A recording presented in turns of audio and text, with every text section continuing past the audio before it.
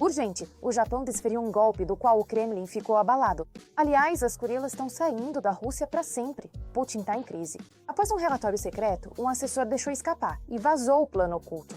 Os acontecimentos estão vindo como um tsunami. A Rússia está perdendo ilhas e territórios em questão de horas. É um choque. Os Estados Unidos explodiram por dentro. É um apocalipse político total para Trump dentro do país.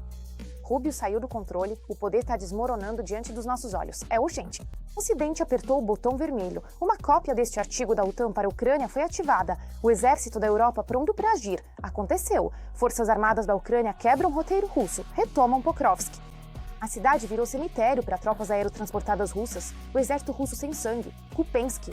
Jogada brilhante. Checkmate. Forças armadas Ucrânia. Nossas forças destruíram completamente o comando russo. Os russos estão se rendendo em massa. Falaremos mais sobre isso adiante nesta edição. Ponto quente. O Japão desfere um golpe fatal com urgência. As Ilhas Kurilas desapareceram para sempre. Putin está histérico após o relatório secreto. E isso é apenas o começo. Seu assistente deixou escapar. O plano secreto foi revelado. Algo terrível está prestes a acontecer. Esses detalhes vão te surpreender. Olha! A Rússia está se preparando para outra guerra. A disputa pelas Ilhas Kurilas está ganhando força. Esta também é uma tarefa difícil aqui. Moscou foi informada de que o Japão pretende fazer novas reivindicações territoriais contra a Rússia, segundo o assistente de Putin, Nikolai Patrushev. Isso representa uma ameaça direta à segurança nacional da Federação Russa. Na visão dele, a política de Tóquio, que busca a devolução das ilhas, é motivada por interesses comerciais. Hoje, os japoneses querem justiça na questão das chamadas terras do norte por causa dos recursos, tanto minerais quanto biológicos. As profundezas marítimas ao redor das Kurilas possuem uma hidrografia única. A Rússia é vassala da China. China e Japão são adversários estratégicos. Por isso, qualquer declaração de Patrushev, Putin ou de qualquer um da alta cúpula russa é uma espécie de reverência e gesto em relação a Moscou, direcionado ao seu parceiro mais velho, Pequim. Por isso, talvez não valha a pena se surpreender com essa declaração. Mas, no geral, também é preciso entender que a Rússia tem uma postura agressiva em relação a qualquer representante do bloco ocidental. Patrushev também destacou que a Rússia não vai ficar de braços cruzados diante da política de militarização promovida por Tóquio e vai aumentar o potencial de defesa no Extremo Oriente. A Rússia sempre usa a alegação de que supostamente alguém quer atacá-la como pretexto para a agressão. Isso é constante, sempre foi assim. E as últimas guerras que a Rússia iniciou também começaram mais ou menos desse mesmo jeito. A Rússia nunca ataca primeiro, essa é a base da ideologia deles. Ela sempre está revidando algum ataque de alguém. Por isso, do ponto de vista da lógica das declarações russas, da diplomacia russa, a acusar alguém de supostamente querer atacar a Rússia é sempre uma espécie de primeiro passo. Para então começar uma agressão contra alguém, em primeiro lugar, é o desejo de parecer e não de ser.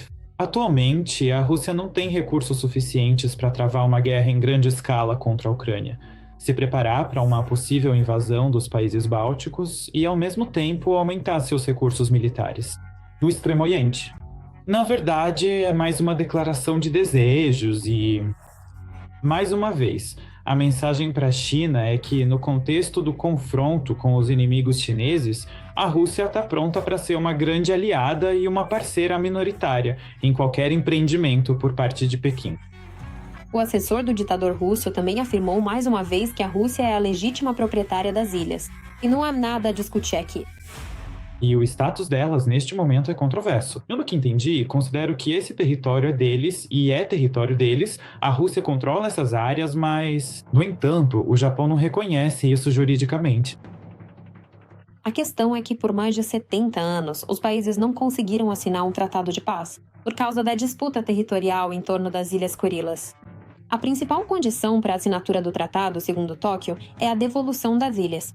Mas no Kremlin acreditam que as Kurilas do Sul passaram a fazer parte da URSS como resultado da Segunda Guerra Mundial, e a soberania sobre elas não pode ser questionada. As respectivas Ilhas Kurilas, incluindo algumas ilhas que o Japão chama de territórios do norte e considera que elas não têm relação diretamente às ilhas Senkaku. Elas foram ocupadas pela União Soviética. Mas isso não foi formalizado juridicamente de forma definitiva em um tratado específico. E agora as perspectivas desse tratado parecem cada vez mais duvidosos. Ou seja, ainda na época de Yeltsin havia um projeto de tratado correspondente, que resolveria todas as questões, em particular as territoriais. Havia um projeto interessante, no qual a Rússia devolveria 2 pequenas ilhas ao Japão. Em troca, o Japão reconheceria o controle da Rússia sobre as 2 ilhas restantes, um pouco maiores. E assim se encontraria uma solução diplomática. Mas então tudo foi interrompido. Ditadores russos e o ex-primeiro-ministro japonês se encontraram 25 vezes para tentar chegar a um acordo sobre as ilhas, mas sem sucesso. E, após a mudança na Constituição, a transferência de qualquer parte do território russo tornou-se ilegal. Na Rússia, a lei e a Constituição são normas absolutamente invioláveis. O próprio Putin foi eleito apenas para 2 mandatos, segundo a Constituição, mas continua no poder até hoje. A Constituição russa foi alterada tantas vezes que eu acho que aí está a essência da questão. O problema não está em alguma Constituição, mas sim, digamos, no desejo pessoal de Putin de demonstrar sua grandeza imperial. Mas Putin não é eterno. Sim, e o imperialismo russo também não é eterno. Março de 2023, a Rússia interrompeu as negociações sobre um tratado de paz com o Japão, que apoiou as sanções do Ocidente após a invasão da Ucrânia. Explosão dos Estados Unidos. Um golpe político já está em pleno andamento. O povo rejeita em massa a política de Trump em relação à Ucrânia. As pesquisas de opinião gritam alerta. A Casa Branca está prestes a desmoronar. Rebelião no Senado. A administração está por um fio. Uma guerra silenciosa dentro do governo ganha força. E o secretário de Estado, Marco Rubio, praticamente saiu do controle do presidente. Trump está perdendo poder diante dos nossos olhos. O mundo inteiro. Todos os detalhes agora mesmo. Chicago, Los Angeles, Nova York e Boston. Dezenas de cidades americanas têm presenciado protestos em massa contra o plano de paz proposto por Washington, que, segundo os participantes, legitima na prática a agressão russa e força a Ucrânia a aceitar os termos de Moscou. O meio político americano também se juntou aos protestos em massa, opondo-se à política de Trump. Por exemplo, em Chicago, o representante da Câmara, Michael Quigley, participou dos protestos. Quando regimes autoritários tentam apagar um povo inteiro, o mundo não tem o direito de ficar em silêncio. Não podemos repetir os erros do passado e não podemos permitir que Trump force a Ucrânia a aceitar uma paz falsa. Uma paz ditada por Moscou. Os americanos estão muito insatisfeitos com a política de Trump em relação à Ucrânia. Se o 47º presidente do EUA começou seu segundo mandato contando com o apoio de 47% da população devido ao acordo de paz, ou melhor, a capitulação de fato da Ucrânia, que a Casa Branca tenta forçar Zelensky a assinar, a popularidade de Trump caiu para um mínimo histórico. Não são só os cidadãos comuns do EUA que estão insatisfeitos com o plano de paz. O acordo provocou uma resistência notável no Senado, tanto entre republicanos quanto entre democratas. Putin passou o ano inteiro tentando fazer o presidente Trump parecer um tolo. Se os funcionários do governo estão mais preocupados em agradar Putin do que em garantir uma paz real, então o presidente deveria procurar novos conselheiros. Esse acordo de capitulação não serve nem para a América, nem para a Europa, nem para a Ucrânia. Ele foi escrito por Putin e só beneficia ele. Trump ameaça constantemente que os Estados Unidos sairão das negociações se um acordo de paz não for assinado em um futuro próximo. Mas na prática ele não pode fazer isso. Pelo menos até as eleições intermediárias no EUA, para a Câmara dos Representantes e o Senado em novembro de 2026, porque sua popularidade está caindo e o apoio está diminuindo, ou seja, ainda mais. Trump não vai se arriscar a irritar os eleitores. Ele já estragou o relacionamento com parte do seu próprio público, com os chamados líderes do movimento MAGA, por causa do caso dos arquivos de Epstein e o escândalo em torno da divulgação deles. Assim, se ele agora anunciar que está lavando completamente as mãos e esquecendo a Ucrânia, ele vai estragar o relacionamento com os republicanos conservadores tradicionais, que, embora fiquem em silêncio, ainda têm uma influência ainda bastante significativa dentro do próprio partido dele. Trump quer acordos de paz e quer que toda a glória fique para ele, E tudo que não traz benefício pessoal para ele, o presidente não se interessa. Por sua vez, o secretário de Estado Marco Rubio, em uma entrevista recente, declarou uma posição pró-Ucrânia nas negociações e garantiu que a Ucrânia tem boas perspectivas e que, sem garantias de segurança, um acordo de paz não será assinado. Teoricamente, se tudo for feito corretamente, em 10 anos, o PIB da Ucrânia pode superar o PIB da Rússia. Coisas assim são necessárias. É preciso parar a guerra, fazer com que nunca mais sejam invadidos ou atacados. Proteger a soberania e independência de longo prazo da Ucrânia, para que eles não se tornem um estado fantoche. Eles são realmente independentes e soberanos, e permitem que sua economia não apenas se recupere, mas prospere, transformando-a em uma história de sucesso. Cidadãos americanos comuns estão indo às ruas para protestar. Senadores e congressistas já estão se manifestando abertamente contra o acordo de paz, e até mesmo o círculo mais próximo de Trump é contra concessões a Moscou. Entretanto, o 47º presidente fala sobre a necessidade de realizar eleições na Ucrânia.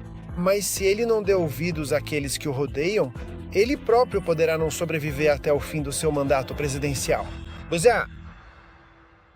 Urgente. O Ocidente apertou o botão vermelho. O artigo 5 da OTAN está de fato incluído para a Ucrânia. Surpresa absoluta. Os líderes de Washington e da UE aprovaram um cenário que elimina as linhas vermelhas de Putin. O exército da Europa no início. Todos os detalhes do plano que mudou toda. Olhar. Acredito que agora estamos mais perto de um acordo do que nunca. O mundo inteiro está agora acompanhando o processo de negociação na Ucrânia. A pressão sobre a Rússia é a nossa política. Vemos claramente que eles não estão na melhor posição. E se nossos aliados fizessem o mesmo, acho que seríamos muito fortes do ponto de vista da Rússia. Após 2 dias de negociações em Berlim com altos representantes da administração dos Estados Unidos, foi alcançado certo progresso. Tivemos muitas conversas com Putin. Vamos ver o que podemos fazer. Queremos salvar muitas vidas. O presidente da Ucrânia, Volodymyr Zelensky, informou que o lado americano ofereceu garantias de segurança comparáveis, em sua lógica, às que são fornecidas pela Aliança do Atlântico Norte. É bastante importante que nas negociações tenha participado o Jared Kushner, pessoa de confiança de Donald Trump, e alguém a quem Trump ouve. Segundo o jornal New York Times, negociadores americanos e europeus elaboraram projetos de 2 documentos de apoio à Ucrânia após um possível acordo de paz. Um funcionário americano, sob condição de anonimato, disse que o documento descreve de forma muito específica como prevenir novas invasões e punir a Rússia caso elas ocorram. As disputas territoriais continuam sendo questões-chave. E a disposição da Rússia em aceitar os termos do acordo. Em ambas as casas legislativas, o clima político agora é consideravelmente mais favorável à Ucrânia, e há um sentimento generalizado de necessidade urgente de pressionar a Rússia. E isso, digamos assim, é causado não só pela oposição dos representantes do Partido Republicano, mas também dos eleitores republicanos. As últimas pesquisas. O Instituto Reagan aponta que cerca de 2/3 dos americanos apoiam a Ucrânia, e ainda mais pessoas defendem pressionar a Rússia. E, obviamente, diante das eleições para o Congresso previstas para o próximo ano, os republicanos não podem ignorar esse fator. E, claramente, eles precisam tomar as medidas apropriadas. Um dos temas mais difíceis continua sendo o destino de Donbas. O lado americano sugeriu considerar a criação de uma zona econômica livre naquela região. Na Europa, falou-se sobre a necessidade de garantias de segurança para os contingentes europeus por parte dos Estados Unidos. E é bastante interessante saber se houve algum avanço nisso. E me parece que justamente nessa direção ocorreram algumas mudanças na posição dos Estados Unidos. Estão prontos para oferecer garantias jurídicas de segurança à Ucrânia, embora essas garantias jurídicas não incluam participação militar. A Rússia diz: estamos prontos para não enviar tropas ao território de Donbás, de onde as tropas ucranianas forem retiradas, mas nossas tropas da Rosguardia entrarão lá. Na verdade, são as mesmas forças que estão lutando. Os Kadyrovitas, eles pertencem à Rosguardia, só para constar. Segundo informações da CNN, os EA propuseram uma série de ideias para sair do impasse nas negociações. Durante as discussões, foi elaborado em detalhes um pacote de garantias de segurança, semelhante em lógica ao artigo 5 da OTAN. mas a Rússia é contra novamente.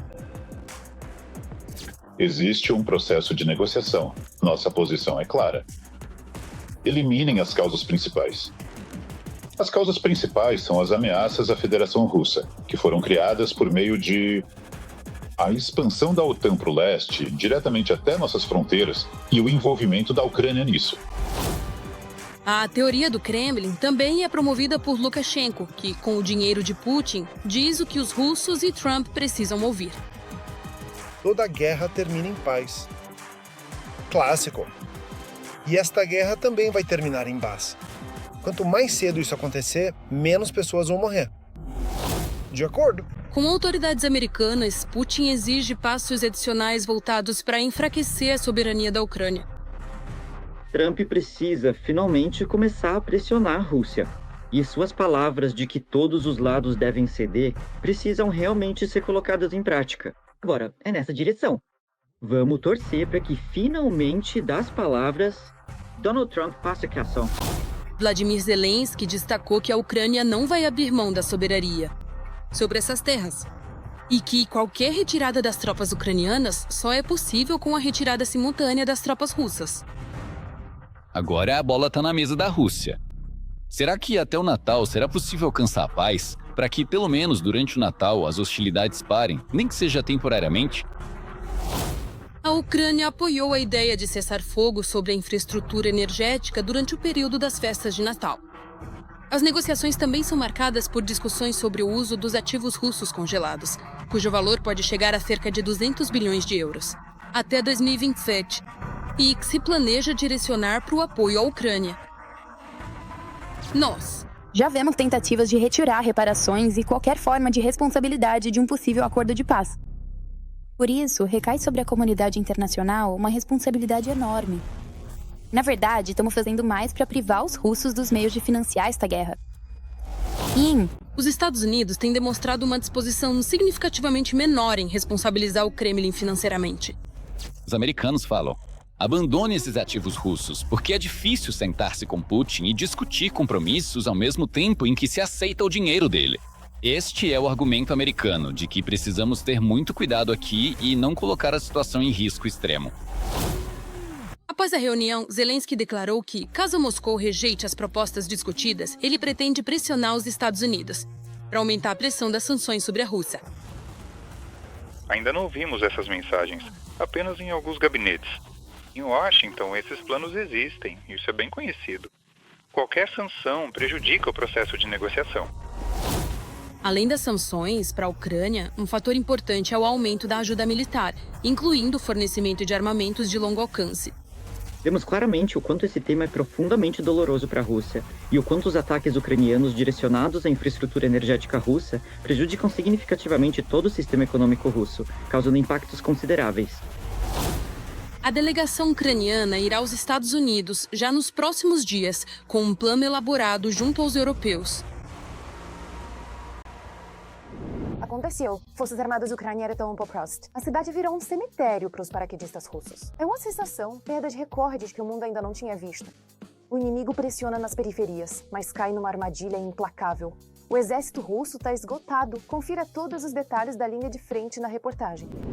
As forças de defesa da Ucrânia retomaram o controle de 16 quilômetros quadrados na parte norte de Pokrovsk, declarou o comandante-chefe das Forças Armadas da Ucrânia.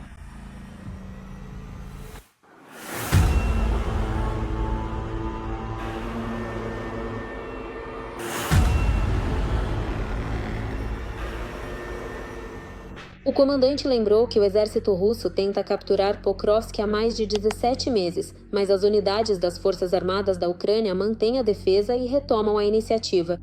A afirmação de que Pokrovsk e Mirnograd estão cercadas, Pokrovsk e Mirnograd não são controladas pelas tropas russas. Ou seja, Valery Gerasimov já havia declarado o controle sobre Pokrovsk em 26 de outubro. Putin, em 29 de outubro, convidou jornalistas estrangeiros para Pokrovsk. Mas até hoje não vemos nem o controle total sobre Pokrovsk, nem jornalistas estrangeiros que possam confirmar isso. Nem mesmo os pró-russos se arriscam a ir até lá para criar uma aparência propagandística de tomada da cidade. Os soldados ucranianos não só mantêm a defesa, mas também frustram os planos dos inimigos.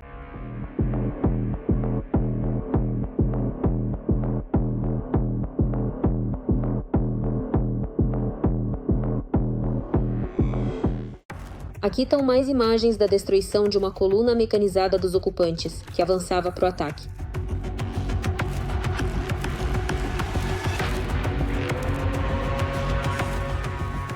O inimigo mostra maior atividade nas periferias oeste da cidade. Os russos continuam usando a tática de pequenos grupos de infantaria para avançar. Embora os ocupantes usem cada vez menos equipamentos pesados para acelerar o avanço e cercar Pokrovsk.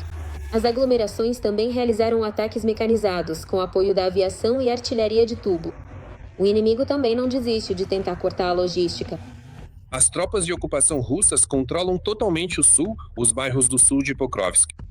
Tudo que fica ao sul pela rodovia M30, que também é a Avenida dos Defensores da Ucrânia. Estamos falando de bairros como Shakhtersk, Yuzhny e também Lazurny.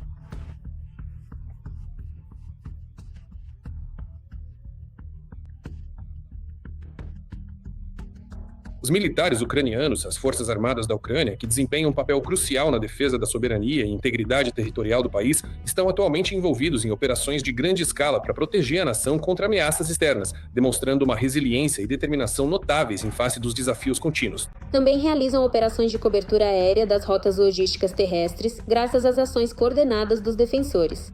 Quase 100% dos alvos aéreos inimigos que tentam se aproximar dessas rotas são destruídos. A parte central de Pokrovsk, justamente nesse triângulo, permite que seja usada de forma eficaz para infiltrar seus grupos de sabotagem em outros bairros. Em particular, o bairro Pervomaika e o bairro Sobashevka. Por isso, é justamente em Pervomaika e Sobashevka que agora estão acontecendo principalmente os confrontos entre grupos de sabotagem russos infiltrados e nossas equipes de limpeza. Por isso, dizer que a parte central de Pokrovsk está totalmente sob controle dos ocupantes russos, não podemos afirmar isso. Além disso, o inimigo está aumentando a pressão sobre os bairros sudeste da cidade de Mirnograd. Os militares destacam que as forças de defesa continuam realizando ações para estabilizar e expandir o corredor logístico para a cidade. Nas regiões de Svetloy e Rovno, há registros isolados do aparecimento de grupos inimigos, que são rapidamente eliminados. A defesa de Mirograd continua tanto na parte central quanto na parte norte da cidade. O principal problema de Mirnograd atualmente é a logística. A logística é um verdadeiro desafio, um desafio infernal. Temos resistido com firmeza. Ao mesmo tempo, são usados principalmente drones, tanto aéreos quanto terrestres, para manter essa logística. Cerca de 150 mil soldados russos foram concentrados na aglomeração Pokrovsk-Mirnograd. Os ocupantes tentam romper a defesa ucraniana e entrar na área urbana. Mas até agora eles não conseguiam. Putin realmente precisa de uma grande e significativa vitória épica para o seu importante discurso de Ano Novo à sua chamada nação russa. Durante o ano de 2025, as tropas russas não conseguiram obter nenhuma vantagem operacional ou tática sobre as forças de defesa da Ucrânia. E não é nada do que se gabar. Tudo que Putin pode exibir em seu discurso de Ano Novo são relatos sobre a tomada de faixas de floresta, campos e algumas aldeias com 10 a 15 casas, que foram praticamente destruídas até o alicerce. Choque? A Grã-Bretanha pisou fundo no acelerador. Londres entra na guerra com tudo e apresenta um ultimato duro. Novas armas estão a caminho, e isso é apenas o aquecimento. Londres está a desencadear um cenário que poderá tornar-se um ponto de viragem fatal na guerra. O que exatamente é a culinária britânica? Olhar. Devido à sua posição frágil na frente de batalha, a Rússia está atacando infraestruturas críticas na Ucrânia. Objetos civis, destruição e vítimas entre a população. As tropas russas atacaram instalações de energia em várias regiões da Ucrânia nas últimas 24 horas. Os trabalhos de restauração continuam nos locais atingidos. Um aspecto muito importante nessa questão é a ajuda energética do Reino Unido.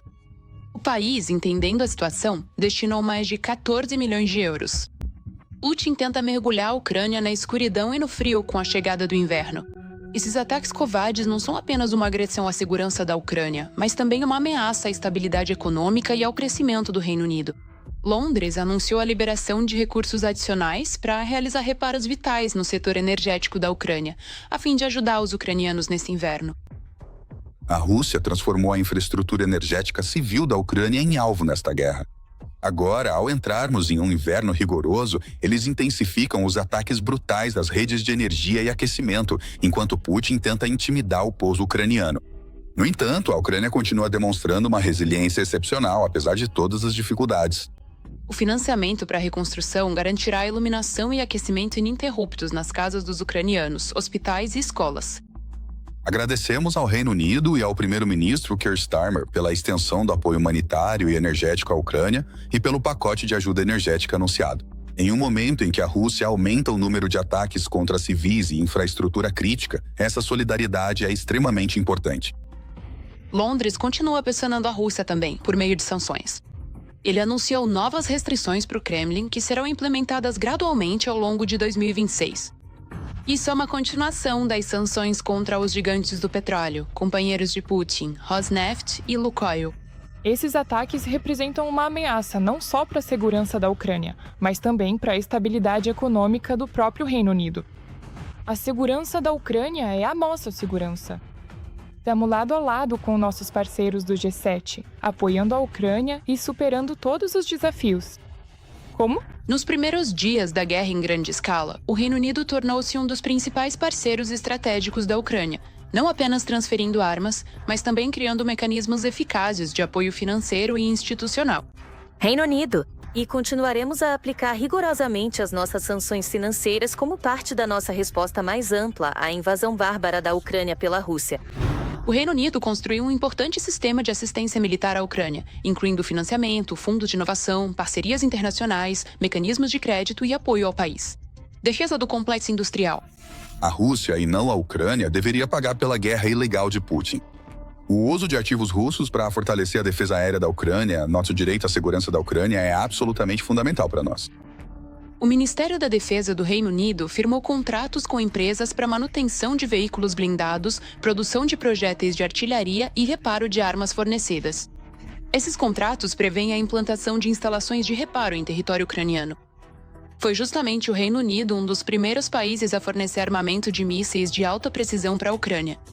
Um verdadeiro avanço foi a decisão de fornecer mísseis de longo alcance Storm Shadow. E em 2023, o governo britânico anunciou a entrega de mísseis de cruzeiro capazes de atingir alvos a mais de 250 quilômetros de distância. Os Storm Shadow foram os primeiros mísseis de longo alcance recebidos pela Ucrânia. E imediatamente foram usados para atingir alvos estratégicos em territórios ocupados.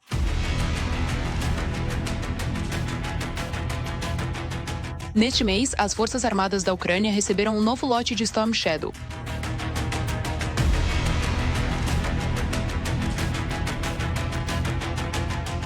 O Reino Unido forneceu às Forças Armadas da Ucrânia equipamentos de proteção, transporte, meios de comunicação, recursos para desminagem, além de assistência na manutenção técnica de equipamentos e na transformação digital. A Grã-Bretanha foi o primeiro país a anunciar planos de fornecer tanques de batalha principais para a Ucrânia. Em comparação com o T-80, aqui a estabilização e a ótica são muito melhores. A orientação é feita através de botões em um painel semelhante a um joystick. A torre gira 360 graus em 9 segundos. Manobras do Challenger 2, impedindo que mísseis antitanque inimigos os apontem. Ao mesmo tempo, o próprio tanque é muito preciso. Ei! Juntamente com a entrega dos tanques Challenger 2, também foram recebidas munições para os mesmos. Os tanques britânicos foram acompanhados por veículos especializados de reparo e evacuação, o que permitiu garantir a autonomia técnica em seu uso. Em 2025, foi assinado um acordo de parceria centenária entre a Ucrânia e o Reino Unido. Esse documento abrangente estabelece a cooperação de longo prazo entre os dois países, nas áreas de defesa, economia, energia, justiça, ciência, cultura, educação, saúde e política social. A ajuda do Reino Unido é de longo prazo, por isso sempre podemos contar com o apoio de um parceiro confiável. Kupiansk, um checkmate genial dos nossos, as tropas russas ficaram completamente cercadas. As forças armadas da Ucrânia superaram completamente o comando russo. É um fracasso total da tática da Rússia. Eles se rendem em massa ou morrem. Soldados russos em pânico largam as armas. Confira todas as últimas notícias da linha de frente. Já é a segunda vez, só na primeira metade de dezembro, que o exército russo toma Kupiansk, na região de Kharkiv. Foi o que afirmou o ministro da Defesa da Rússia, Belousov. A cidade está sob controle e as forças armadas da Ucrânia tentam, sem sucesso, retomar o controle. O agrupamento de tropas Oeste ocupou a cidade estrategicamente importante de Kupiansk, que o inimigo tenta, sem sucesso, recuperar. Por ela passavam as rotas de abastecimento das unidades das Forças Armadas da Ucrânia.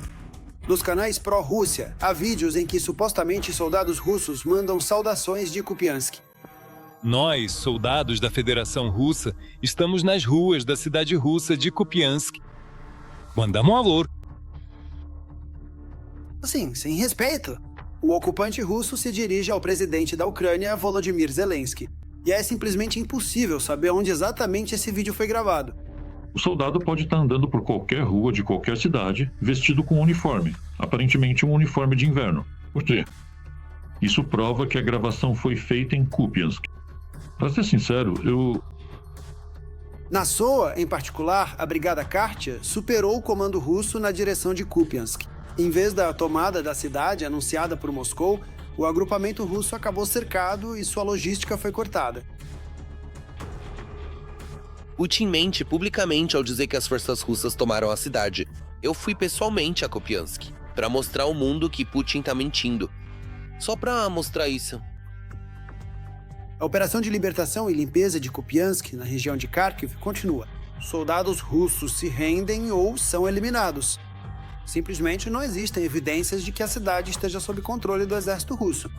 há muitas provas evidentes de que Kupiansk foi libertada, com exceção de apenas pequenos territórios e pequenas áreas que ainda permanecem dentro da própria cidade na sua totalidade. Nessas áreas estão pequenos grupos de tropas russas cercadas. As forças armadas da Ucrânia têm avanços significativos, não só na região de Kharkiv, mas também em Donetsk. 1/3 de todos os combates acontece justamente nessa direção, mais precisamente em Pokrovsk. E apesar dos ataques constantes do agressor, as forças armadas da Ucrânia conseguiram se firmar no centro da cidade de Pokrovsk.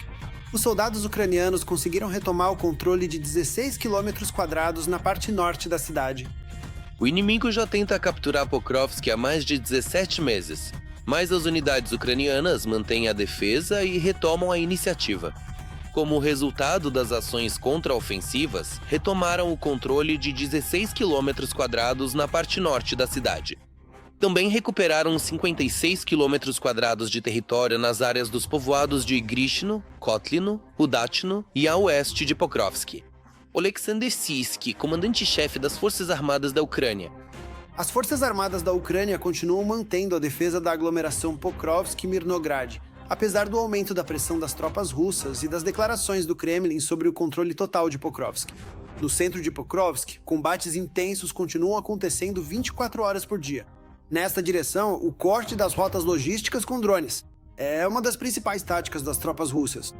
O inimigo tenta atingir a rota e tornar impossível a rotação e a logística em Pokrovsk. E, assim, forçar a entrada no centro. Não obteve sucesso. No dia 10 de dezembro, ele fez tentativas preliminares de assalto com colunas blindadas na direção do povoado de Grishna. Foi completamente destruído. Em 1 hora, perdeu todos os seus veículos blindados. Também perdeu veículos leves, motos e todo o efetivo. Soldado das Forças Armadas da Ucrânia.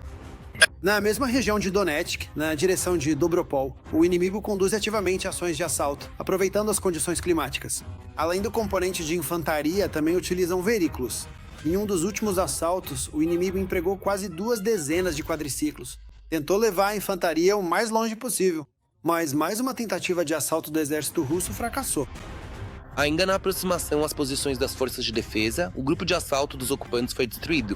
O trabalho conjunto bem-sucedido das unidades de sistemas não tripulados, da artilharia e a minagem antecipada tornaram essa tentativa de assalto o mais fracassado possível. Apesar das múltiplas declarações do comando dos Z-blogueiros sobre novas conquistas e ações bem-sucedidas, como podemos ver, a situação real na linha de frente é difícil, mas está sob controle das Forças Armadas da Ucrânia.